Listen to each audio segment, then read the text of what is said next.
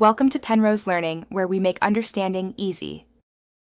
In this video, I will explain how to remove the Tesla Model Y trunk panel.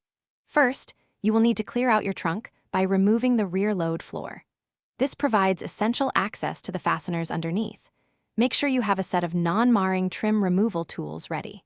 These specialized tools are crucial for safely prying panels without causing any scratches or damage to your vehicle's interior. We will begin by focusing on the main trunk sill trim piece. Now let's tackle the trunk sill trim.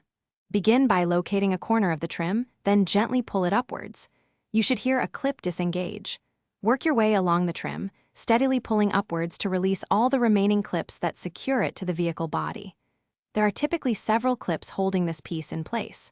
Once all clips are free, you can carefully lift and remove the entire trunk sill trim, setting it aside safely. With the sill trim removed, we can now access the side trunk panels.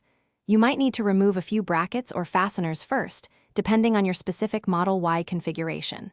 Next, carefully release the 6 clips that attach the top edge of the side trunk trim to the vehicle. Once these are loose, gently pull back the top edge of the trim. Reach behind the panel to disconnect any electrical connectors, usually 2 or 3, before proceeding further.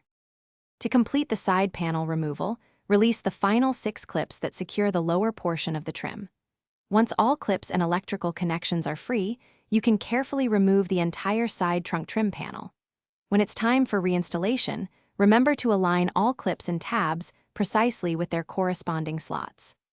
Apply firm, even pressure to ensure every clip fully engages, securing the panel tightly back into its original position. This ensures a snug and rattle-free fit. Thanks for watching. If this was helpful, leave a like and consider subscribing. See you next time.